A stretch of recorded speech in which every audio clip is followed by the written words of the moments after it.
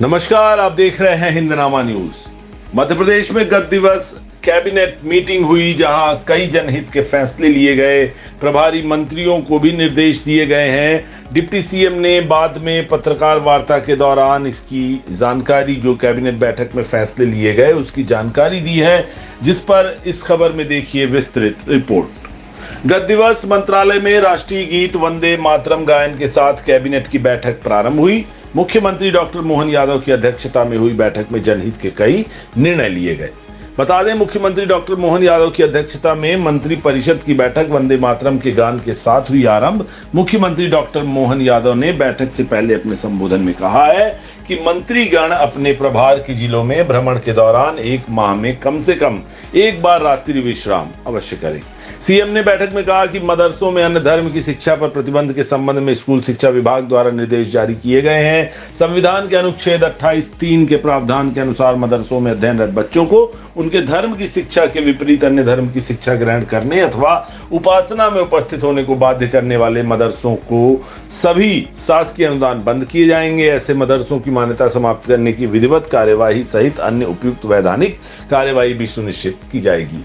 साथ ही ईओडब्ल्यू और लोकायुक्त की इकाइयां बढ़ेंगी। भ्रष्टाचार के खिलाफ तंत्र को मजबूत करने के लिए प्रदेश में ईओडब्ल्यू और लोकायुक्त की इकाइयों को बढ़ाया जाएगा। जन्माष्टमी पर्व 26 अगस्त को प्रदेश में भगवान श्री कृष्ण के जीवन से जुड़े विविध पक्षों पर केंद्रित कार्यक्रम होंगे। साथ ही नगरीय क्षेत्रों में सांस्कृतिक गतिविधियों के आयोजन के लिए टाउन हॉल विकसित किए जाएंगे। मुख्यमंत्री डॉक्टर यादव ने कहा कि समग्र नर्मदा विकास के उद्देश्य से मां नर्मदा मिशन के लिए समिति गठित की जाएगी। मिशन के अंतर्गत नर्मदा जी के उद्गम स्थल से लेकर गुजरात सीमा तक नगरीय निकाय और पंचायत राज संस्थाएं नर्मदा जी के प्रवाह की निरंतरता और सहायक नदियों व जल स्रोतों के स्वास्थ्य के कार्य करेंगी। तो वहीं मुख्यमंत्री डॉक्टर यादव ने कहा कि ग्रामीण अर्थव्यवस्था को सशक्त करने के उद्देश्य से दुग्ध उत्पादन, फसलों से आय बढ़ाने, जैविक फलोद्यान आदि परियोजना बनाने के निर्देश विभागों को दिए गए हैं। पर्यावरण संरक्षण के उद्देश्य से प्लास्टिक से मुक्ति पर केंद्रित अभियान भी प्रदेश में संचालित होगा। मुख्यमंत्री डॉक्टर मोहन यादव की अध्यक्षता में संपन्न हुई मध्य प्रदेश कैबिनेट की बैठक के उपरांत पत्रकार वार्ता के माध्यम से कैबिनेट के निर्णयों की जानकारी प्रदेश के उप मुख्यमंत्री राजेंद्र शुक्ल द्वारा साझा की गई। अध्यक्षता में कैबिनेट की बैठक संपन्न हुई है, जिसमें कई महत्वपूर्ण निर्णय लिए गए हैं, जिसमें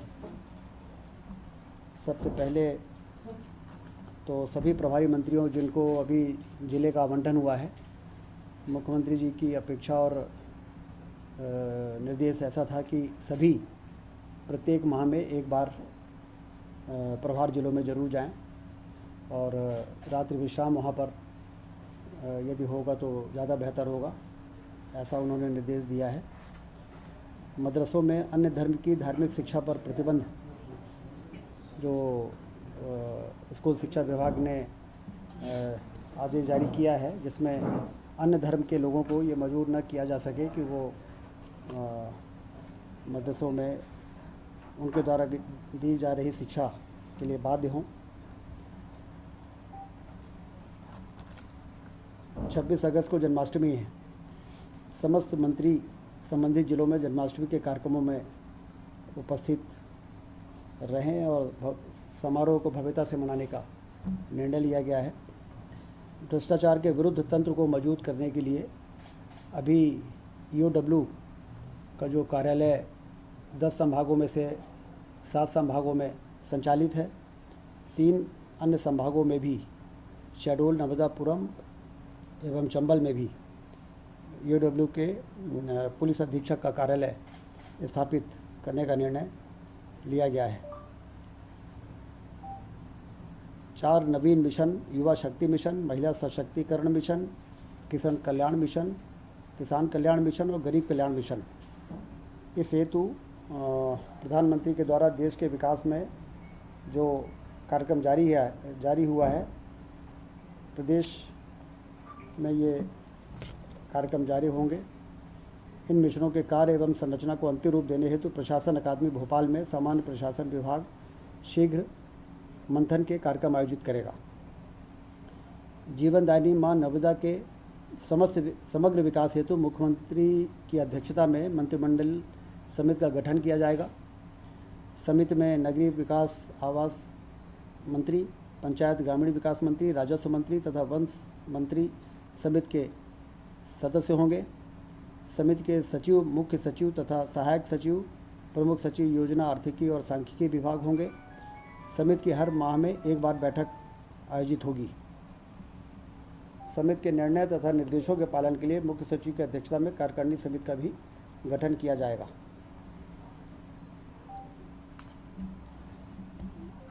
सिंगरौली जिले के चितरंगी में माइक्रो इरिगेशन प्रोजेक्ट की स्वीकृति दी गई है। लगभग 1320 करोड़। क्या है वैसा, क्या project? Chitrangi pressurised pipe micro irrigation, Chitrangi दाब युक्त सूक्ष्म सिंचाई परियोजना, जिसमें 32,125 हेक्टेयर सिंचाई होगी और इसकी लागत होगी 1320.14 करोड़। ये बड़ी योजना सिंगरौली ज़िले के लिए, जिसमें कि चितरंगी एवं देवसर तहसील के 142 गांव में सिंचाई की सुविधा उपलब्ध होगी। इसमें बिजली भी बनेगी 31.25 मेगावाट और ये एक महत्वाकांक्षी योजना की स्वीकृति मंत्रिपरिषद ने दी है। 18 माह से 24 माह का समय इसमें इस योजना को पूरा करने में लगेगा।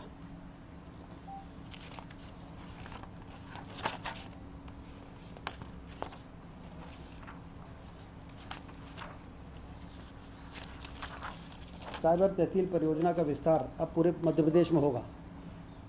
2 जिलों में एज ए पायलट इस प्रोजेक्ट की जो शुरुआत हुई थी, उसकी सफलता को देखते हुए राष्ट्रीय स्तर पर इसकी सराहना हुई है और अब ये पूरे प्रदेश में लागू किया जा रहा है।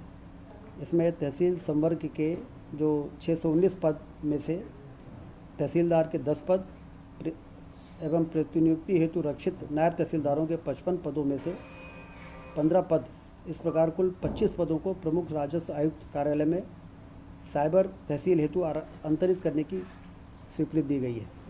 तहसीलदार संवर्ग के जो पद हैं वो डेपुटेशन में इस साइबर तहसील के लिए काम करेंगे। 3 OA ग्रेड 3 श्रेणी के कर्मचारियों को पद सहित प्रमुख राजस्व आयुक्त कार्यालय में साइबर तहसील हेतु अंतरित करने की स्वीकृति कैबिनेट ने दी है। 2 भृत्य को भी आउटसोर्स के लिए नियुक्त किए जाने की सैंक्शन दी है, जिससे कि साइबर तहसील का प्रोजेक्ट तेज़ी से आगे बढ़े, क्योंकि राजस्व विभाग की सेवाओं के प्रदान में उत्कृष्टता सुनिश्चित करने के लिए साइबर तहसील से लोगों के राजस्व से रिलेटेड नामांतरण, बंटवारा और नक्शा तरमीम से लेके और तमाम तरह की जो चीज़ें हैं उसमें काफ़ी निराकरण में काफ़ी तेज़ी आएगी।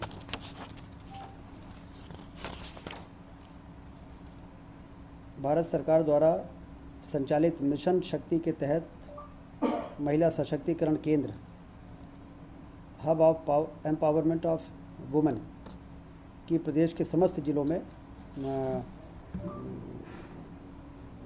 स्वीकृति दिए जाने का आज कैबिनेट ने फैसला किया है। कुल 364 पदों की स्वीकृति दी गई है, जिसमें केंद्र और राज्य 60-40 के रेशो में वित्तीय भार का बंटवारा होगा। इस योजना से महिलाओं का सशक्तिकरण, विकास, स्वास्थ्य सेवा, शिक्षा, करियर व व्यावसायिक परामर्श, प्रशिक्षण, इस प्रकार के तमाम जो ऐसी महिलाएं हैं जिनको सहायता और मदद की आवश्यकता है, और राज्य स्तर पर PMU प्रोजेक्ट मैनेजमेंट यूनिट और जिला स्तर पर DMIU district management implementation unit की स्थापना की जाएगी। तो सेंटर भी बनेंगे सर? सेंटर भी बनाए जाएंगे? सेंटर? हाँ, जिले स्तर पर और राज्य स्तर पर ये सेंटर रहेंगे, जहाँ से इस पूरा hub of empowerment of women programme का संचालन होगा। 2.73 करोड़ रुपए प्रतिवर्ष इसमें व्यय आएगा और ये एक महत्वपूर्ण निर्णय आज कैबिनेट ने लिया है। मध्य प्रदेश नगर पालिका द्वितीय संशोधन अध्यादेश में धारा 43 का में संशोधन किया गया है। नगर पालिका एवं नगर परिषदों में जो निर्वाचित अध्यक्ष जो पार्षदों के माध्यम से निर्वाचित होते हैं, उसके अविश्वास जो 2 वर्षों के बाद लाया जाता था, उसमें परिवर्तन करते हुए अब 3 वर्ष कर दिया गया है। 3 वर्ष के बाद ही अविश्वास प्रस्ताव लाया जाएगा और 2/3 पार्षदों के द्वारा जो विरोध में जब आते थे तो अध्यक्ष हट जाते थे। अब 3/4 पार्षद होने चाहिए यदि अविश्वास प्रस्ताव को सफल करना है। तो ये एक महत्वपूर्ण फैसला है, क्योंकि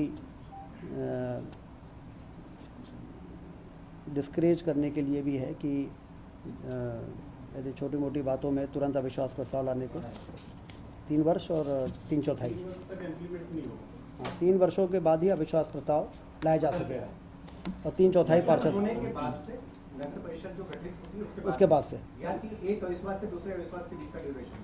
नहीं, निर्वाचित होने के बाद पहले 2 वर्ष था 43 का में, अब वो 3 वर्ष हो गया और जो 2/3 था वो 3/4 हो गया।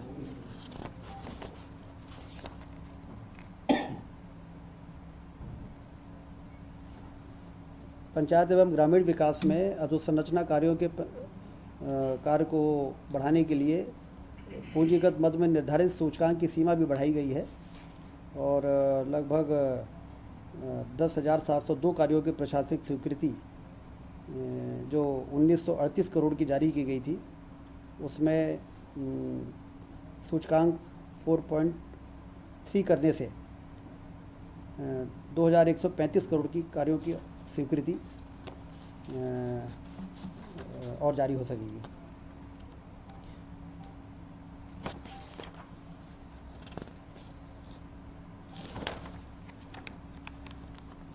एक अनुसमर्थन का मामला था रीवा हवाई पट्टी को 87,50,000 रुपये जो स्वीकृत किए जा चुके हैं, ऑलरेडी लैंड एक्विजिशन हो चुका है, उसके मुआवजा की राशि का अनुसमर्थन का मामला आज मंत्रिपरिषद ने उसको किया है।